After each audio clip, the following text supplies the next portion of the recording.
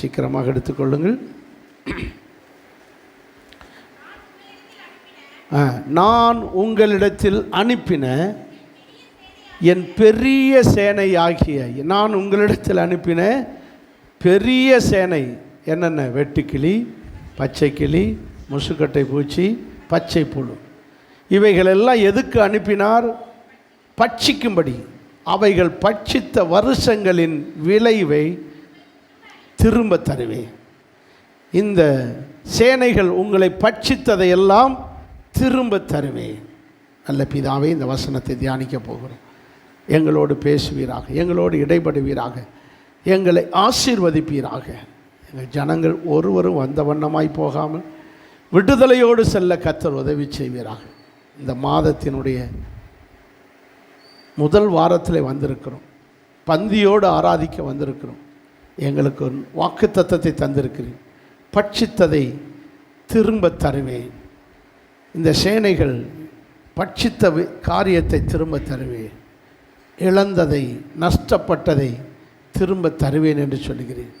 அதை நாங்கள் திரும்ப பெற என்ன செய்ய வேண்டும் என்று எங்களுக்கு ஆலோசனை தருவீராக. வசனத்தை எங்களுக்கு ஆசீர்வதிப்பீராக. இயேசுவின் நாமத்தில் பிதாவே, ஆமென். அல்லேலூயா. எத்தனை பேர் சந்தோஷமாக இருக்கீங்க? இவ்வளோதான் சந்தோஷமா?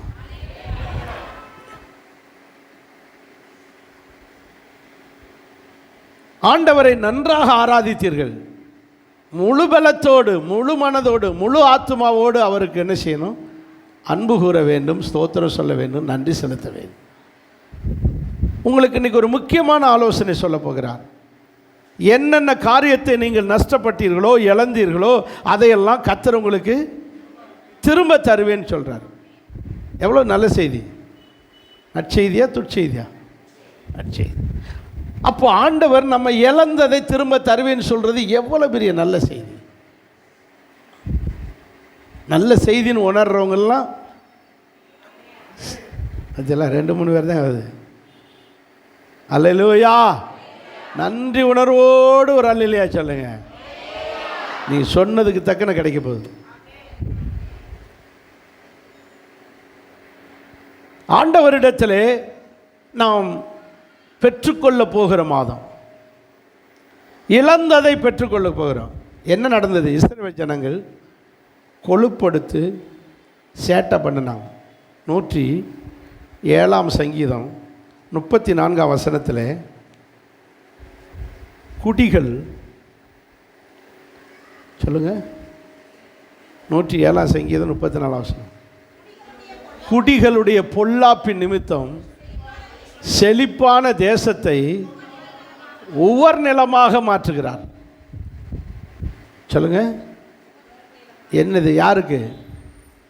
பூமியின் குடிகள், அல்லது நம்ம பாச சொன்னால் விசுவாசிகள். அவர்கள் பொல்லாப்பின் நிமித்தம், குடிகளுடைய பொல்லாப்பின் நிமித்தம், விசுவாசிகள் பொல்லாத காரியத்தை செய்தது நிமித்தம் அவர்களுடைய செழிப்பை எல்லாம் ஒவ்வொரு நிலமாக, செழிப்பெல்லாம் அப்படியே தரித்திரமாக மாறுது. செழிப்பான நிலங்கள் எல்லாம் தரிசு காடாக மாறுது, ஒவ்வொரு நிலமாக மாறுது. முள்ளுக்காடு தரிசு காடாக மாறுது. இதெல்லாம் ஒரு காலம் அப்படி விளைஞ்ச இடம். இப்போ பாருங்கள், தரிசுகளாக கிடக்கு, இப்படி முள்ளுக்காடாக கிடக்கு. அப்போ செழிப்பான நிலத்தை ஒவ்வொரு நிலமாக்குகிறான். எதனால? நல்ல விளைஞ்ச நிலம், நல்ல விளைஞ்ச இடம் இன்னைக்கு இப்படி கிடக்கு, புல்லும் புதருமாய் முள்ளு, இப்படி முள்ளு முளைச்சி கிடக்கு. ஏன் இப்படி ஆகிப்போச்சு? குடிகள் சரியில்லை, இருக்கிற குடிகள் சரியில்லை, ஜனங்கள் நிமித்தம் இப்படி இருக்கிறது. நம்ம சரியாக இருந்தால் நம்ம நிலமும் நல்லா இருக்கும், நம்ம கரெக்டாக இருந்தால் நம்ம தொழில் நல்லா இருக்கும், நம்ம கரெக்டாக இருந்தால் நம்முடைய பிள்ளைகள் நல்லா இருப்பாங்க, நம்ம கரெக்டாக இருந்தால் நம்முடைய பிள்ளைகள் நல்லா படிப்பார்கள், நம்ம கரெக்டாக இருந்தால் நம்ம பிள்ளைகளுக்கு வேலை கிடைக்கும், நம்ம கரெக்டாக இருந்தால் நம்மளை கர்த்தர் ஆசீர்வதிச்சுக்கிட்டே இருப்பார். குடிகள் சரியில்லை என்றால் தொழிலும் அப்படித்தான் இருக்கு. விசுவாசி கரெக்டாக இருந்தால் அவங்க தொழில் நல்லா இருக்கும், அவங்க வேலை நல்லா இருக்கும், அவங்க கம்பெனி நல்லா இருக்கும், அவங்க பிஸ்னஸ் நல்லா இருக்கும், அவங்க வியாபாரம் நல்லா இருக்கும், அவங்க குடும்பம் நல்லா இருக்கும். அப்படி என்றால் ஒருவன் நல்லா இருப்பதும் நல்லா இல்லாமல் போவதும் அவனவனுடைய செயலை பொறுத்தது. நல்ல விசுவாசி போல வாய் நிறைய பேசுறதல்ல, நல்ல விசுவாசியா வாழ்ந்து காட்டணும். ஆமென் சொல்லுங்க. நல்லவர்களாய் நல்ல விசுவாசியாய் வாழணும். ஒரு விசுவாசியுடைய கடமை என்ன? ஜெபிக்கணும், சர்ச்சுக்கு போகணும், ஆராதிக்கணும், பாட்டு நல்லா பாடணும். சர்ச்சுக்குன்னு போனால் பாட்டை ஒழுங்காக பாடணும், நல்லா ஆராதிக்கணும், நல்லா துதிக்கணும், நல்ல ஸ்தோத்திரம் சொல்லணும், நல்ல காணிக்கையை செலுத்தணும், நல்ல கவனமாக பிரசங்கத்தை கேட்கணும். இப்படி ஆட்டிடியூடு கர்த்தருடைய காரியங்களிலே நாம் ஒழுங்காக இருக்கும்போது நம்முடைய காரியங்கள், நம்முடைய தொழில், நம்முடைய காரியம், நம்முடைய குடும்பத்தை செழிப்பாக்குவா. இல்லைன்னா செழிப்பாக இருக்கிறது கூட எதாயிரும், ஒவ்வொரு நிலமாயிரும், தரிசு நிலமாயிரும். வீடு தரிசு மாதிரி இருக்கு, மணி பரிசு காஞ்சி போய் கிடக்கு, மணி பரிசில் பணம் இல்லை, வீட்டுக்குள்ளே 10 ரூபாய் கூட இல்லை, செலவு காசு இல்லை, தருத்திரம். அது எதை காட்டுகிறது? உங்கள் வீடு ஒவ்வொரு நிலமாய் கிடக்கிறது. இப்படித்தான் யோவேல் தீர்க்கதரிசி காலத்திலே இஸ்ரவேல் ஜனங்கள் அன்னைக்கு இருந்த தேவ ஜனங்கள், தேவ பிள்ளைகள், அவர்கள் செழிப்பாய் இருந்த அவர்கள் ஒவ்வொரு நிலமாய் போனார்கள். ஏன் போனார்கள்? அவர்களுடைய ஜீவியம் சரியில்லை. இதை அறிந்த கர்த்தர், வாசிங்க யோவேல் தீர்க்கதரிசன புஸ்தகம் 1ஆம் அதிகாரத்தை பாருங்கள். 1ஆம் அதிகாரத்திலே தேசத்தின் சகல 2ஆம் வசனம், முதியோரே கேளுங்கள், தேசத்தின் சகல குடிகளே செவி கொடுங்கள். வேதம் சொல்லுகிறது, பூமியின் குடிகள் பொல்லாப்பின் நிமித்தம் செழிப்பு உவர்ண. இங்கே பூமியின் குடிகளாகிய, அங்கே தேசத்தின் குடிகளாகிய இஸ்ரவேல் ஜனங்கள் செய்த பொல்லாப்பின் நிமித்தம் கர்த்தர் தம்முடைய சேனையை அனுப்புகிறார். என்னென்ன அனுப்பினார்? பச்சை புழு, வெட்டுக்கிளி, முசுக்கட்டை பூச்சி, பச்சை கிளி, பச்சை புழு, வெட்டுக்கிளி, முசுக்கட்டை பூச்சி. 4ஆம் வசனத்தில் என்னென்ன போட்டிருக்கு?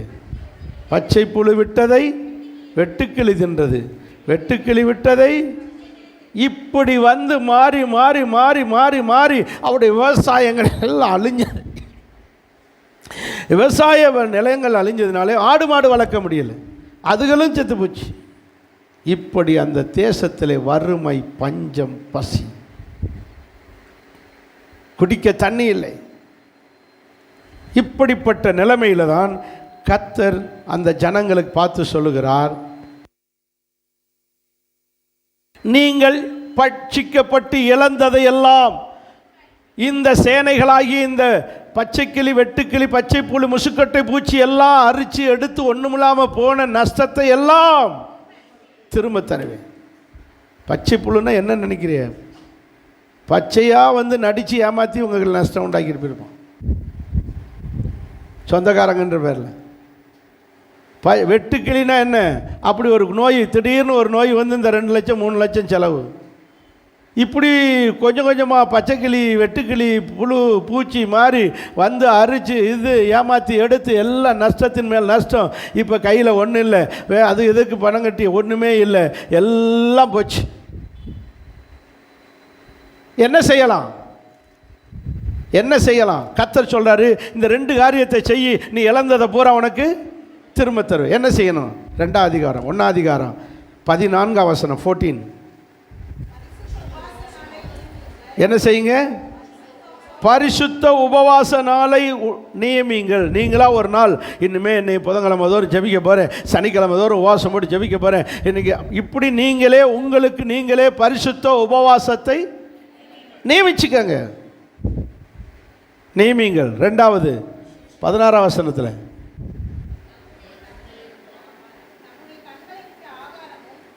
இல்லை இல்லை இல்லை இல்லை இல்லை இல்லை இல்லை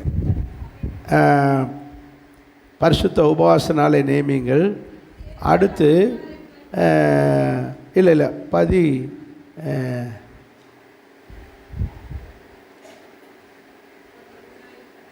இல்லை இல்லை இல்லை சபையை கூட்டுங்கள். அதுங்க அது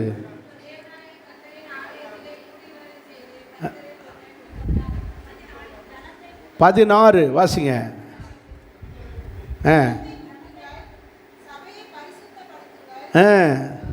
எங்கே இருக்கு அந்த வசனம்? எத்தனை வசனம் சொல்லுங்கள்?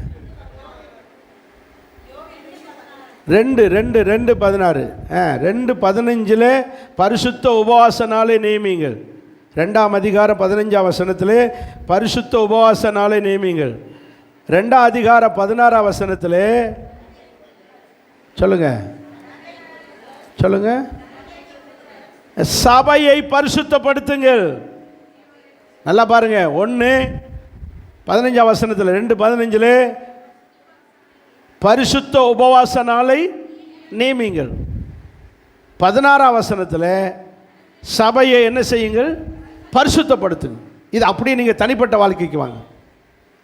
1, இழந்ததையெல்லாம் திரும்ப பெற வேண்டுமானால் முதலாவது உபவாசம் போடுங்க, உபவாசத்தை ஜெபம் பண்ணுங்க. 2வது, நான் எந்த காரியத்தில் சரியில்லை என்று அறிந்து நாமே என்ன செய்ய ஆரம்பிங்க? பரிசுத்தப்படுத்த ஆரம்பிங்க. பரிசுத்தப்படுத்தி கொள்ளுங்கள். இது 2ஐயும் செஞ்சு பாருங்க. அவரே சொல்றாரு. யாரு? ஏசப்பா. அப்பொழுது 18ஆம் வசனத்தில் இப்படி 2ஐயும் நீங்கள் செய்யும்போது அப்பொழுது கர்த்தர் தமது தேசத்தின் மேல் வைராக்கியம் கொண்டு இப்படி ஜெபிக்கிற தம்முடைய ஜனத்தை, இப்படி உபவாசத்தை ஜெபிக்கிற, இப்படி பரிசுத்தம் பண்ணுகிற ஜனங்களுக்கு கர்த்தர் கடாட்சிப்பார், இறங்கி வருவார். எந்த சேனையை அனுப்பி உங்களை நஷ்டப்படுத்தினாரோ அந்த வெட்டுக்கிளி பச்சைக்கிளி எல்லாத்தையும் துரத்தி உங்களை ஆசீர்வதிக்க போகிறார். அன்றோடு இந்த அற்புதத்தை பெற வேண்டுமானால் பரிசுத்தம் எவ்வளவு அவசியம், ஜெபம் எவ்வளவு அவசியம். ஆண்டவர் சொல்றார் யோசுவாட்ட சொல்லும்போது, இன்றைக்கு உங்களை பரிசுத்தம் பண்ணிக்கொள்ளுங்கள்.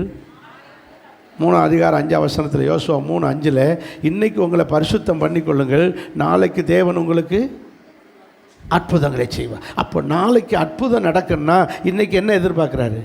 பரிசுத்தம். அப்போ பரிசுத்தப்படுத்தி கொள்ளுங்கள், உங்களை பரிசுத்தம் பண்ணுங்கள். நான் எதில் சரியில்லை, என் பாவத்தை மன்னியும், என் அக்கிரமத்தை மன்னியும், என் அநியாயத்தை மன்னியும் என்று காதறி அழுது ஜெபித்து விட்டு விடுங்கள். தன் பாவங்களை மறைக்கிறவன் சொல்லுங்க நல்லா இருக்க மாட்டான், நல்லா இருக்க மாட்டான்.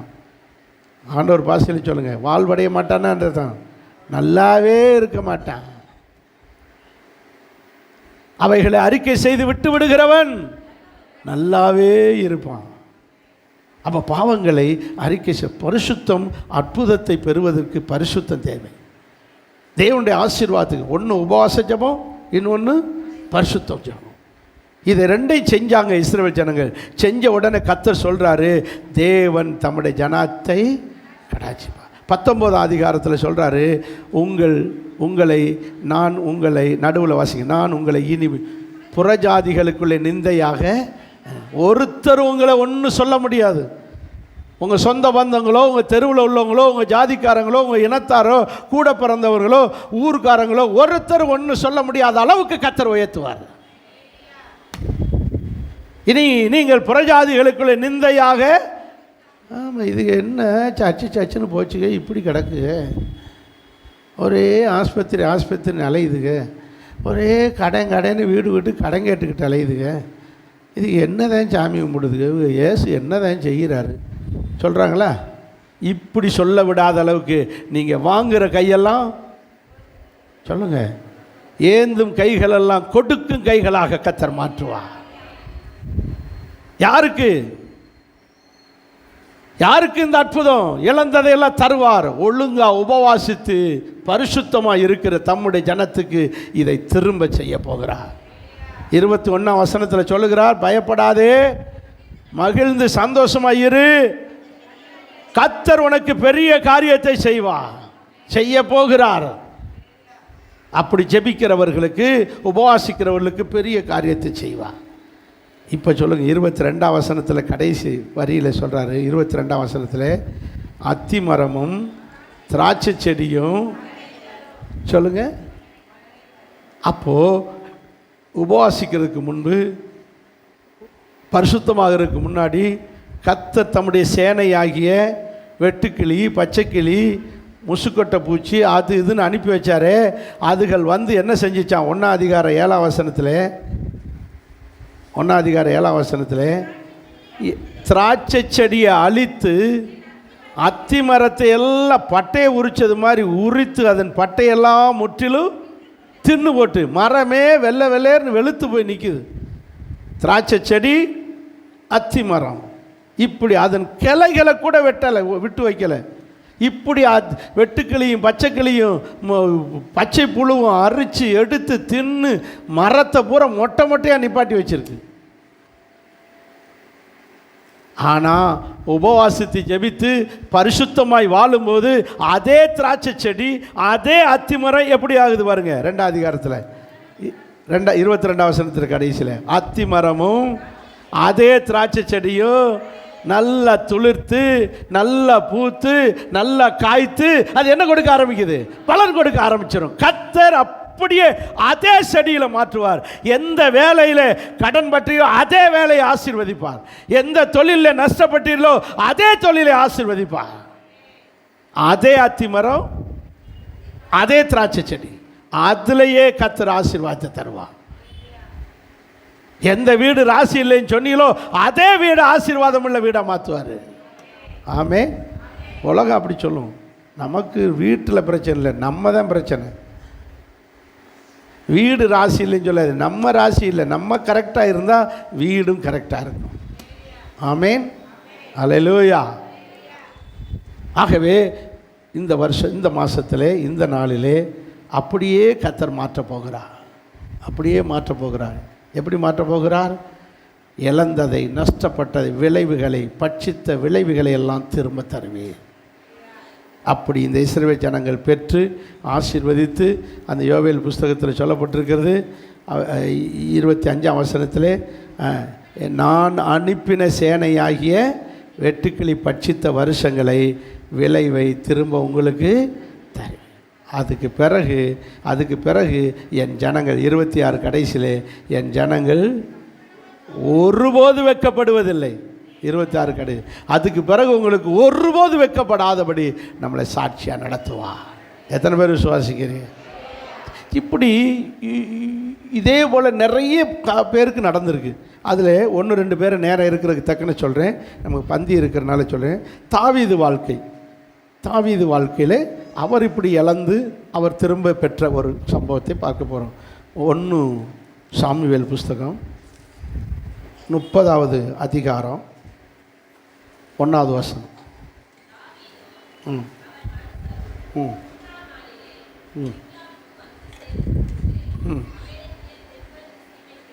நான் சொல்கிறேன், வாசிங்க. தாவீது கோலியாத்தை கொன்னதுக்கு பிறகு தாவீதுக்கு ஜனங்கள்லாம் புகழ ஆரம்பிச்சிட்டாங்க, தாவீதை மதிக்க ஆரம்பிச்சிட்டாங்க. அதுக்குனால அன்னைக்கு ராஜாவாக இருந்த சவுல் தாவீது மேலே பொறாமை கொண்டு இவனை இப்படியே விட்டாச்சுன்னு நம்ம அரச பதவிக்கு ஆபத்து ஆயிரும். இவனே எல்லாரும் ஆக்கிட்டாங்கன்னா நமக்கு அரச பதவிக்கு ஆபத்து. இவனை இப்படி உயிரோடு வைக்கக்கூடாதுன்னு சொல்லி என்ன செஞ்சார்? இந்த சவுல் அரசன் தாவீதை கொல்ல முயற்சிக்கிறான். தாவீதோ கொல்ல விடாமல் சில ஜனங்கள் அவனை பாதுகாத்தார்கள். அப்போ என்ன செஞ்சாங்க? நம்ம இங்கே இருந்தோம்னா இவன்கிட்ட உயிருக்கு ஆபத்து, நம்ம பேசாமல் பெலிஸ்தியருடைய எல்லை பகுதிக்கு போயிடுவோம் அப்படி சொல்லி பெலிஸ்தியருடையதான எல்லைகள் இருக்கிற பார்டரில் போய் இருந்துக்கிட்டார். அந்த இடத்துக்கு பேர் சிக்கலா. என்ன இடம்? சிக்கலா. ரொம்ப சிக்கலான இடம் தான். ஏன் தெரியுமா? இவர் சவுல் அரசன் விரட்டிக்கிட்டு வந்தால் அப்படியே பெலிஸ்தியருடைய நாட்டுக்குள்ளே போயிடுவான். பெலிஸ்தியர் நாட்டுக்குள்ளே வந்து சண்டை கூட யாருக்கு பயம்? சவுலுக்கு பயம். ஏற்கனவே இப்போ பெலிஸ்தியன் யார்? கோலியாத்து இருக்குது. ஐயோ அங்கே இருக்கிறவன் போகிற ராட்சசர்கள் எப்படி சண்டை போடணும் பயந்துட்டு போக மாட்டான். அங்கே போயிருங்க. பெலிஸ்தியர்கள் விரட்டிக்கிட்டு வந்தாங்கன்னா எங்கே வந்துடுவார்? இங்கே நம்ம இஸ்ரேல் நாட்டு எல்லைக்குள்ள வந்துடுவார். ஏன்னா அங்கே தாவீது போன்ற ஆட்கள் இருக்காங்கன்னு நினச்சிக்கிட்டு வரமாட்டாங்க. அதனால் பவுண்ட்ரியிலே அந்த பார்டரில் இருக்கிறது சிக்கலான்ற இடத்துல இங்கிட்டு விரட்டினா அங்கிட்டு போயிடுறது, அங்கிட்டு விரட்டினா இங்கிட்டு வந்துடுறது. மதில் மேல் உள்ள பூனை. சரி, இது பார்டரில் இருந்து சாப்பாட்டுக்கு என்ன செய்ய? அதனால் பொண்டாட்டி பிள்ளைகள் எல்லாம் விட்டுட்டு இந்த ஆம்பளை வர வேலைக்கு போயிட்டாங்க. எத்தனை குடும்பம்ன்றிய? 600 குடும்பம் இருக்குது. அந்த 1 சாமுவேல் 30ஆம் அதிகாரத்தில் 7ஆம் வசனத்தை பாருங்கள்.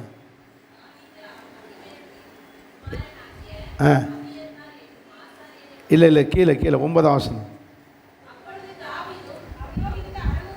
600 பேர் குடும்பம். 600 குடும்பம் இருக்குது கூட. யாரு கூட? அப்போ கிட்டத்தட்ட ஒரு ஊர் மாதிரி உட்காந்துக்கிட்டு இருக்காங்க. என்ன இடத்துல? சிக்கலா. உங்களுக்கே சிக்குது பாருங்க, டக்குன்னு பேர் வேற மாட்டேங்குது. சிக்கலாக இருக்குது. சிக்கலான்ற இடத்துல இருக்காங்க. பொம்பளை மனைவி பிள்ளைகளை பூரா ஒரு கூடாரம் போட்டு அவங்களெல்லாம் அதில் இருக்காங்க. ஆடு மாடுகளை மேய்ச்சிக்கிட்டு சாப்பிட்டுக்கிட்டு உட்காந்துக்கிட்டு இருக்காங்க. மனைவி பிள்ளைகளெல்லாம் விட்டுட்டு ஆம்பளை பூரா வேலைக்கு போயிட்டாங்க. 3 நாள் கழித்து வர்றாங்க. எத்தனை நாள் கழித்து? 3 நாள் கழித்து வர்றாங்க. வந்து பார்த்தா இந்த வேலைக்கு போன நேரம் பார்த்து அமலேக்கியர்கள் படையெடுத்து வந்து, 1ஆம் வசனத்தில் யார்?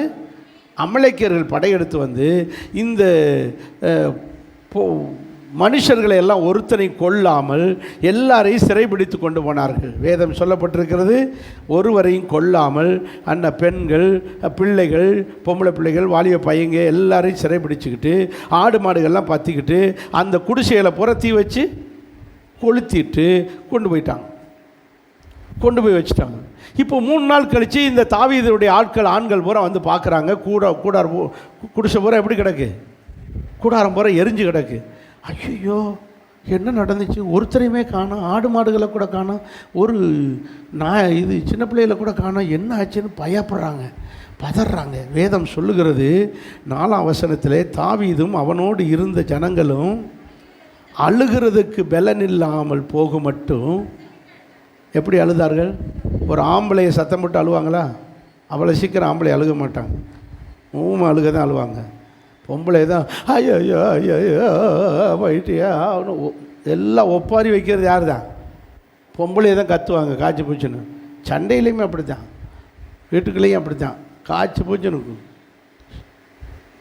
பயங்கரமாக ஆம்பளையை பூரா அழுகுது, ஒப்பாரி வச்சு அழுகுது, சத்தம் போட்டு அழுகுது. ஐயோ எப்படி அழுதுருப்பாங்கன்னு பாருங்க. 600 பேர் சேர்ந்து அழுதா எவ்வளோ சவுண்டு கேட்டிருக்கும். ஓ அழுது தீர்த்து என்ன செய்யறன்னு தெரியல. 4ஆம் வசனம் சொல்லுகிறது, அழுகிறதற்கு பலனில்லாக போக மட்டும் அழுதார்கள். அழுது அப்படித்தானே அழுது இப்படி யோசித்துக்கிட்டு இருக்கும்போது தாவீது ஒரு ஐடியா பண்ணுறாரு. என்ன செய்யலாம்? எந்திரிச்சார். 7ஆம் வசனம் தாவீது எழுந்து அகிமெலேக்கின் குமாரனாகிய அபியத்தார் என்னும் ஆசாரியனாகிய பாஸ்டர்கிட்ட போனார். அப்போ உங்களுக்கு ஒரு ஆபத்து, பிரச்சனை, கஷ்டம், நஷ்டம் என்றால் என்ன செய்யணும்? பாஸ்டர்கிட்ட போகணும். பாஸ்டர்கிட்ட சொல்லி எங்களுக்காக ஜெபம் பண்ணுங்க பாஸ்டர்னு சொல்லணும். ஆனால் ராஜபாளையம் விசுவாசியை மட்டும் பாஸ்டர்கிட்ட மட்டும் சொல்லிடாத. அப்போ இன்னும் அப்படியே கஷ்டம்தான் இருக்கும். பாஸ்டர்கிட்ட சொல்லிடாத. அவர் நியூஸ் பேப்பர் மாதிரி, நியூஸ் வாசித்த மாதிரி எல்லாத்தையும் மைக்கப்படி சொல்லிக்கிட்டு இருப்பார். சொல்லுவேண்ணா உங்களை ஒரு கசிங்கன்னா எனக்கு கசிங்க சொல்லுவேண்ணா.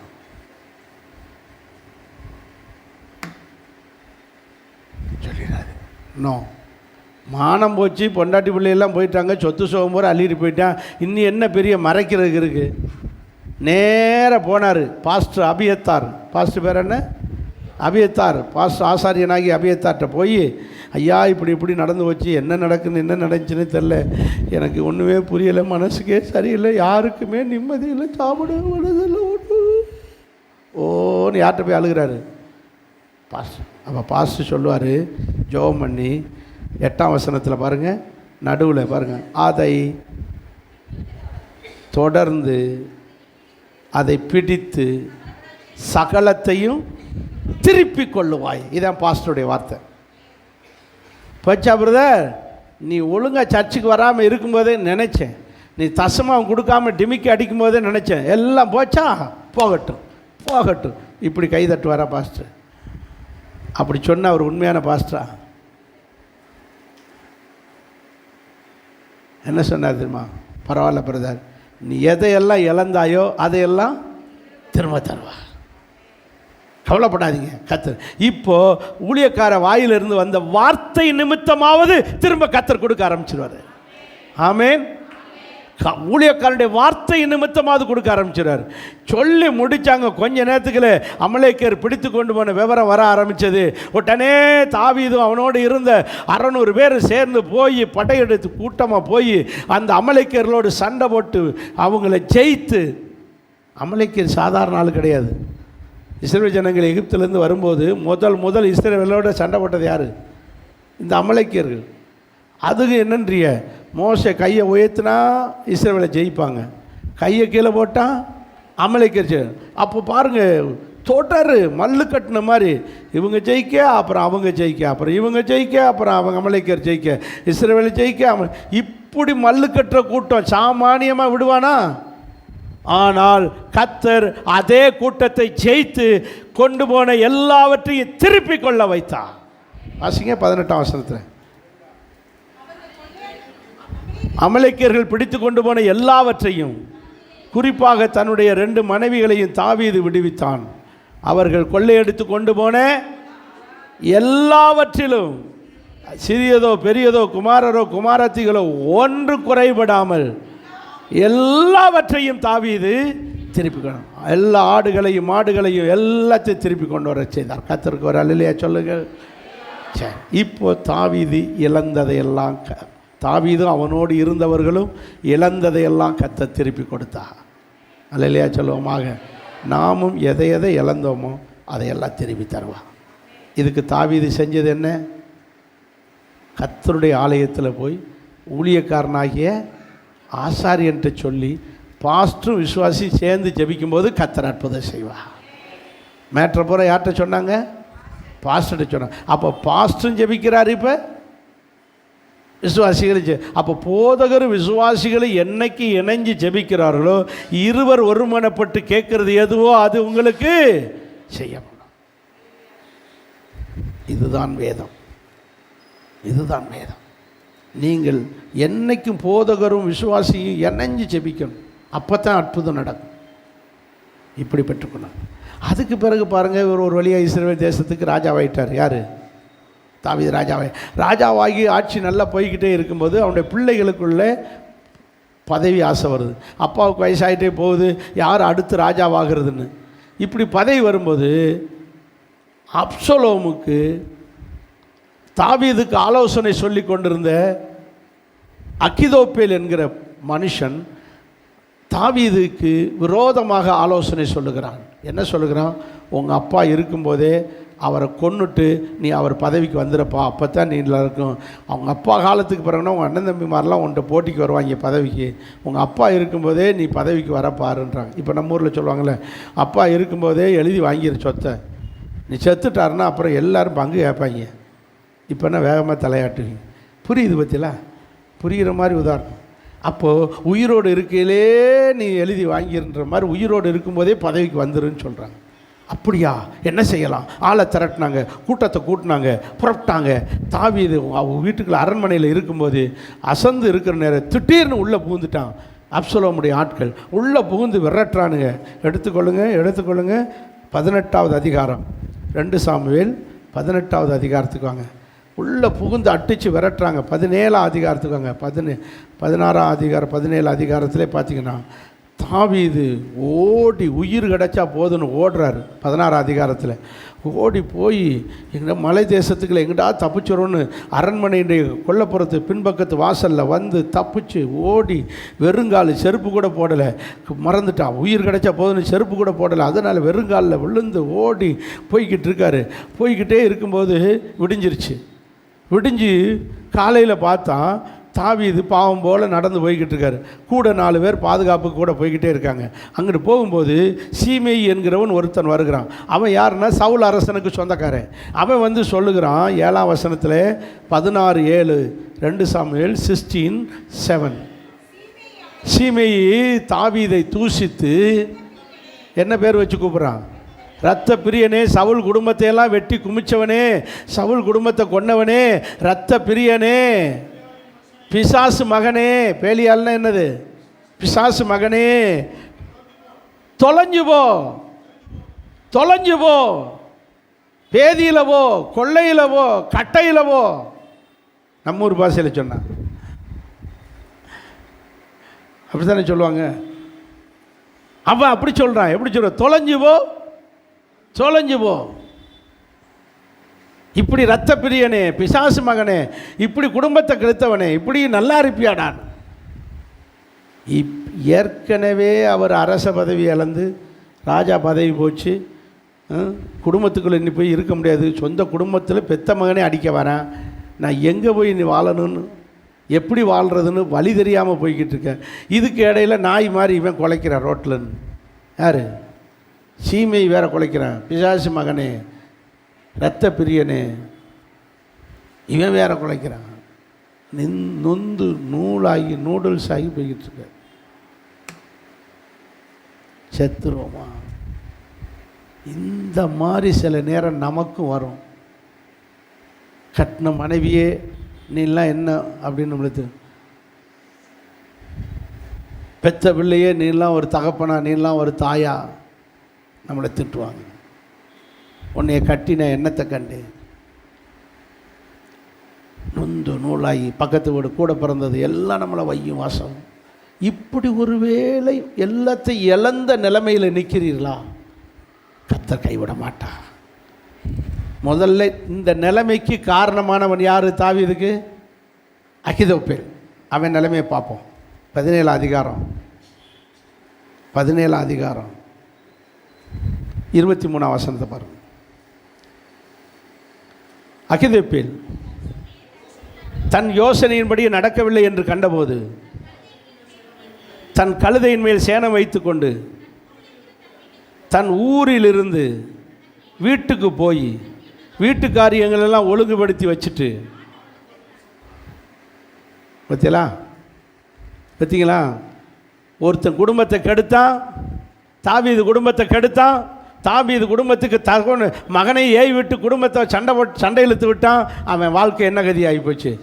உங்கள் குடும்பத்தின் நிம்மதியை கெடுத்தவர்கள், உங்கள் சமாதானத்தை கெடுத்தவர்கள், உங்களுக்கு நஷ்டத்தை உண்டாக்கினவர்கள், உங்களுக்கு கேடு செய்தவர்கள் என்ன கதி ஆவார்கள் என்று வசனம் சொல்லுகிறது. நான்கிட்டு செத்துருவான். கயிறு மட்டும் ரெடி பண்ணி வைங்க. அல்லேலூயா. கெடுவான். யாருக்கு கேடு நினைச்சால் நமக்கு தான் கேடு வந்து சேரும். எனக்கு ஏசு இருக்கார், ஏசை கை விட்டுருவாரு. நீ போய் கெடுதலை பண்ணிட்டு வந்து ஏசுக்கிட்ட வந்து நல்ல பிள்ளைங்க, ஏசு கெடுதலை செய்கிறதுக்கெல்லாம் துணை போகவே மாட்டார். நீ செய்கிற யாராக இருந்தாலும் சரி, நானாக இருந்தாலும் சரி தான், ஊழியக்காரனாக இருந்தாலும் சரி, யாராக இருந்தாலும் சரி, இப்படி அதுக்கு பிறகு கர்த்தர் தாவீதை ஆசீர்வதித்து அப்சலோம் தோற்று போய் தாவீது மறுபடியும் அரச பதவியில் வந்து உட்கார்ந்தான். அல்லேலூயா சொல்லுவோமா?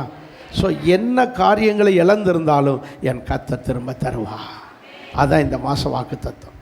இந்த மாதம் இன்னும் நிறைய காரியங்கள் உண்டு. லோத்து ஆபிரகாமை விட்டு பிரிந்து, ஆபிரகாமோடு இருக்கும்போது நல்லா இருந்தார். ஆபிரகாமை விட்டு பிரிந்து சோதோங்குமாரில் போய் வீடு போட்டு உட்கார்ந்தார். முடிவு என்னாச்சு? 5 ராஜாக்கள் படையெடுத்து வந்து லோத்துடைய எல்லாவற்றையும் 14 அதிகாரத்தில் பார்க்குறோம். ஆதியாகமம் 14 எல்லாத்தையும் அள்ளிட்டு போயிட்டான். சூறையாடிட்டு போயிட்டான். பொண்டாட்டி பிள்ளையெல்லாம் சிறை பிடிச்சிட்டு போயிட்டான். இந்த செய்தி எப்ரோனில் இருக்கிற சமபூமியில் இருக்கிற ஆபிரகாமுக்கு வருது. ஆபிரகாமுக்கு இந்த செய்தி வந்தோடனே, என்ன இருந்தாலும் பரவாயில்ல, நமக்கு தீங்கு செஞ்சவன் அவன் தான் சொன்னான். நீ ஆபிரகாம் சொன்னார், நீ தெற்க போனால் நான் வடக்க போகிறேன், நீ கிழக்க போனால் நான் மேற்க போகிறேன்னு சொன்னப்போ இவன் தான் இந்த சமபூமியை தேர்ந்தெடுத்து போனவன். யார்? லோத்து. ஆனால் நீ இப்படி போனாயில, உனக்கு கொழுப்பு வேணும், நல்லா படு அப்படின்னு சொல்லிட்டு நம்ம வாட்டில் பல்ல கடிச்சிட்டு இருந்துருப்போம். ஆனால் ஆபிரகாம் அப்படி இருக்கலை. போய் ஆட்களை திரட்டிட்டு போய் அந்த 5 ராஜாக்களோடு முறியடித்து சண்டை போட்டு லோத்தை மீட்டு கொண்டு வந்து குடியிருக்க வச்சவர். லோத்து தகாத உறவுகள், தகாத ரிலேஷன்ஷிப். ஆபிரகாமோட ரிலேஷன்ஷிப் வச்சுருந்தா இந்த கதி வந்திருக்குமா? தேவையில்லாத உலக மனுஷரோட ஃப்ரெண்ட்ஷிப்பு, உலக மனுஷனுடைய ஆலோசனை கேட்டு நடக்கிறது, ரட்சிக்கப்படாதவங்க பேச்சை கேட்டு நடக்கிறது. ஒரு விசுவாசிக்கு ஊழியக்காரன்கிட்ட பேச்சு ஆலோசனை கேட்கணும், ஒரு நல்ல விசுவாசிகள்கிட்ட ஆலோசனை கேட்கணும், அவங்களோட சவகாசம் வைக்கணும், பழக்க வழக்கம் வைக்கணும், போக்குவரத்துக்கு எதுனாலும். இன்றைக்கி விசுவாசிகள் உலக மனுஷரோடு ஐக்கியம் வைத்தால் நாமும் இப்படித்தான் மொட்டையாக போயிடுவோம். யார் மாதிரி வச்சு? யார் மாதிரி? லோத்து மாதிரி ஒன்றும் இல்லாமல் போயிடும். அதுக்கு பிறகு ஆபிரகாம், அந்த 14 அதிகாரத்தை வீட்டில் படிச்சுக்கோங்க, வாசிங்க. அந்த ஒரு வசனம் எடுத்து 12ஆம் வசனத்தை பாருங்கள். ஆபிரகாம் தன் சகோதரனாகி லோத்து சோதோமில் குடியிருந்தபடியால் அவனை அவன் பொருட்களையும் கொள்ளையடிச்சிட்டு போயிட்டார்கள். அதுக்கு பிறகு ஆபிரகாம் போய் சண்டை போட்டு எடுத்து மீட்டு 14ஆம் வசனத்தில்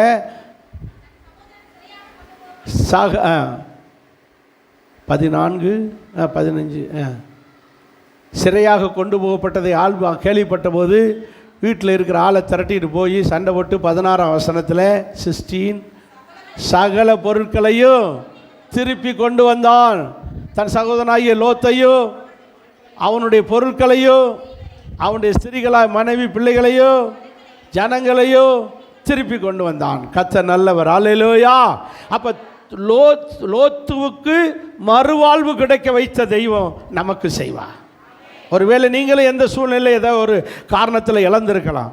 என்ன காரணத்தினாலே, யாருடைய ஆலோசனாலே நீங்கள் சொந்தக்காரங்கன்ற பேரில் அல்லது கூட பிறந்தவங்கன்ற பேரில் யார் சொல்லையோ கேட்டு ரட்சிக்கப்படாதவங்க பேச்சை கேட்டு நீங்கள் எல்லாத்தையும் இழந்திருக்கலாம். அதில் சீட்டு பிடி, இந்த சீட்டில் சேரு, அதில் லோன் வாங்கு, இதில் சேரு, இந்த வியாபாரத்தை பண்ணு, இந்த தொழிலை பண்ணு, அப்படியே மொட்டையா போ ஆக்கி விட்டாங்களா தொழில் அதை இதை பண்ணுறேன்னு சொல்லி ஒன்றும் இல்லாமல் போயிருக்கலாம். கவலைப்படாதீங்க, உங்களுக்கு ஒரு மறு சான்ஸ் இருக்கிறது. என் ஏசப்பா சொல்ல கேளுங்க. நீங்கள் உங்களை உபவாசம் பண்ணுங்கள், பரிசுத்தப்படுத்திக் கொள்ளுங்க. லோத்தை மீட்டு கொடுத்த தெய்வம் உங்களையும் மீட்டு கொடுக்க போகிறார். ஆமேன். அல்லேலூயா. இதே போல் இன்னொரு சம்பவம், யோபு. யார்? யோபு இப்படித்தான் நல்ல மனுஷன். அவரை பற்றி ஆண்டவரே சர்டிஃபிகேட் பண்ணுறார் 2ஆம் வசனத்தில். உத்தமன் 1:2 அந்த மனுஷன் உத்தமனும் சன்மார்க்கன் எந்த கெட்ட பழக்க வழக்கம் இல்லாதவனும் தேவனுக்கு தெய்வத்துக்கு பயந்து நடக்கிற மனுஷனும் யாரோடு ஊர் வம்புகள் எவன்ட்டையும் வம்புக்கு போகாதவன். அதான் என்னது? பொல்லாப்பை விட்டு விலகிறவன். இப்படி ஒரு ஆண்டவர் ஒருத்தனை சர்டிஃபிகேட் பண்ணுறார் பாருங்க. நம்மளை பார்த்து இப்படி சொல்லுவாரா? என்னை பார்த்தாலும் சொல்ல மாட்டார். உத்தமன் யாரு? தெய்வத்துக்கு பயந்து நடக்கிறவன், பொல்லாப்பை விட்டு. அப்படின்னா ஞானமும் புத்தியும். ஞானம்னா எது? ஆண்டவருக்கு பயப்படுவதே, பொல்லாப்பை விட்டு விலகுவதே. அப்போ யோபுக்கு ஞானமும் இருக்கு, புத்தியும் இருக்கு. இப்போ சாத்தான் போய் நிற்கிறான். எங்கே? ஆண்டவர்கிட்ட போய் நின்றுக்கிறான். என்னடா எங்கே போயிட்டு வரேன்னு கேட்குறாரு. நான் பூமி எங்கே சுற்றிட்டு வந்தேன். யார் சொல்கிறான்?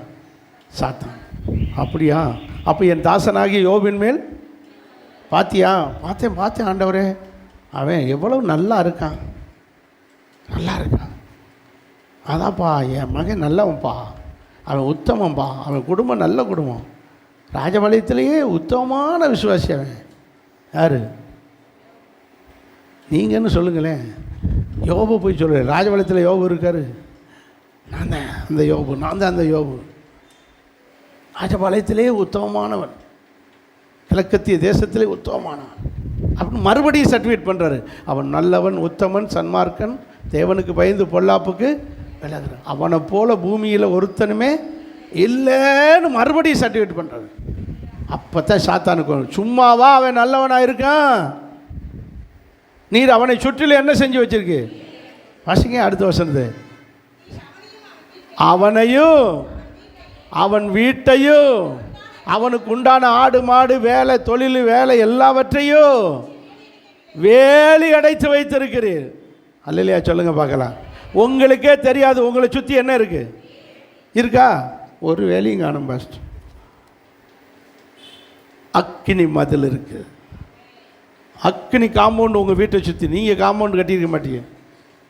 நீங்கள் மதிலில் செங்கலை வச்சு காம்பவுண்டு கட்டியிருப்பீங்க. ஆண்டவர் உங்கள் வீட்டை சுற்றி, உங்கள் கடையை சுற்றி, உங்கள் தொழிலை சுற்றி, உங்கள் பிள்ளைகளை சுற்றி அப்படி தான் இருக்குது. அவனையும் அவன் வீட்டையும் அவனுக்கு உண்டான கடையோ தொழிலோ வீடோ காடு மாடோ எல்லாத்தையும் வேலி அடை. நமக்கே தெரியாது நம்மளை சுற்றிலும் என்ன இருக்கும். உங்கள் பிள்ளைக்கு ஒன்றும் வராது.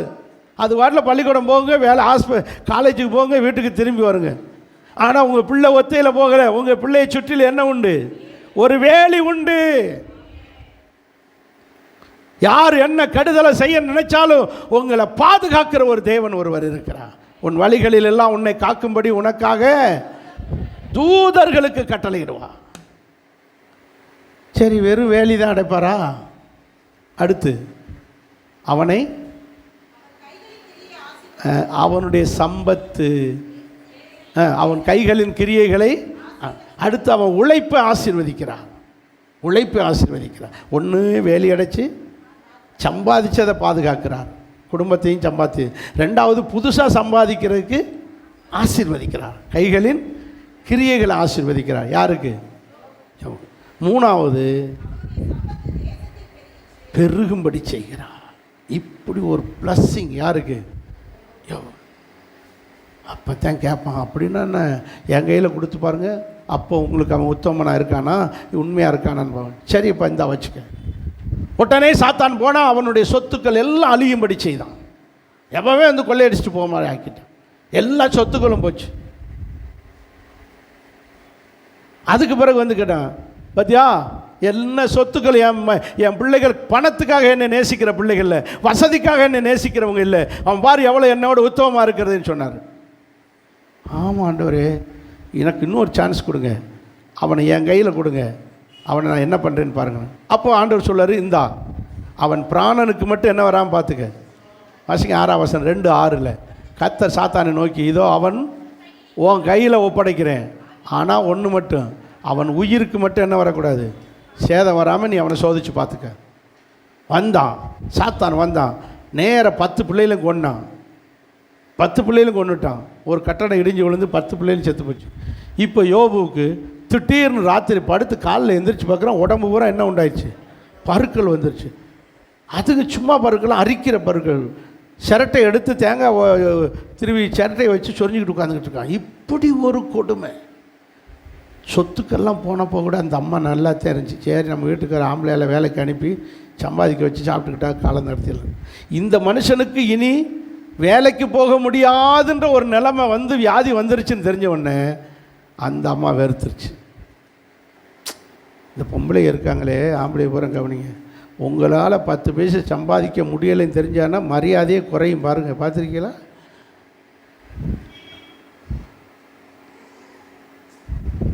இந்தாங்கன்னு சொன்ன, இந்தா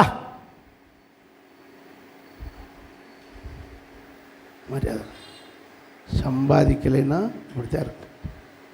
இந்த மனுஷன் இனிமேல் 10 பைசாக்கு பிரயோஜனம் இல்லைன்னு ஒன்று, இன்னும் தோத்திரம் சர்ச்சுக்கு வேற போறியாக்கும், ஜெபம் பண்ணுறியாக்கும், தேவனை தூஷித்து ஜீவனை விடும். ஏமா நான் செத்தனா நீ விதவே ஆயிடுவோம்மா, ஆனாலும் பரவாயில்ல, உன்னால் எனக்கு என்ன பிரயோஜனம்? எப்படி நிற்கிறா பாருங்க, வரைஞ்சிக்கிட்டு. அப்போ கூட அவர் சொல்கிறாரு, பைத்தியக்காரி இப்படி பேசுகிறடின்னு சொன்னால் விளக்கமாத்த தூக்கிடுவா. பைத்தியக்காரின்னு சொல்லாமல் பைத்தியக்காரி போல பேசுறியம்மா. பைத்தியக்காரின்னு கூட சொல்ல தைரியம் இல்லை யாருக்கு? பைத்தியக்காரி போல நடந்துக்கிறியம்மா, என்னம்மா இப்படி பண்ணுறேன், கெஞ்சிறான்.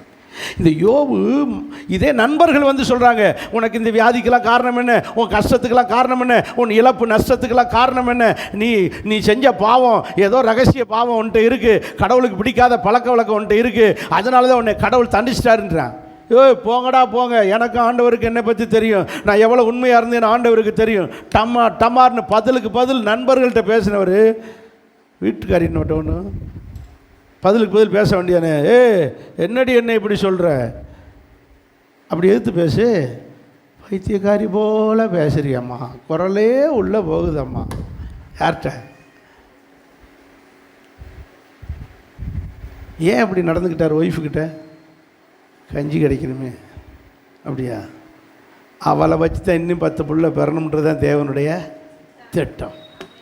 அப்படி என்றால் ஆண்டுடைய பிள்ளைகளே, அதை புருஷன் சாகட்டும்னு சொன்னாலும் அவளே எங்கள் வீட்டுக்காரர் இன்னுக்கு நல்ல ஆயுஷோடு இருக்குன்னு சொல்கிற அளவு கர்த்தர் மாற்றி விட்டார்.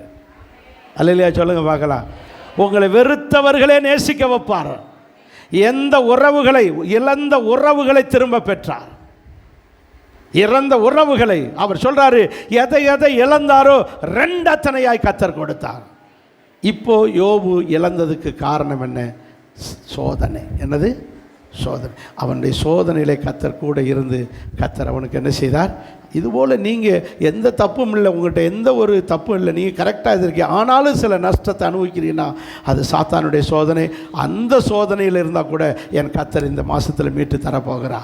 நீங்கள் இழந்ததை எல்லாம் தரப்போகிறா. உங்களுடைய பொல்லாப்பு நிமித்தம் இழந்திருந்தாலும் தருவார். அறிக்கை செய்து உபவாசித்து பரிசுத்தம் பண்ணும்போது தருவார். அல்லது நீங்கள் உண்மையாக இருந்து சில இழப்புகளை இழந்திருந்தாலும் கர்த்தர் திரும்ப தரப்போகிறார். கர்த்தர் உங்களை கைவிட மாட்டார். இந்த மாதத்தில் இழந்ததை எல்லாம் கர்த்தர் தரப்போகிறார். எல்லாரும் எழுந்து ஜெபம் பண்ணுவோம்.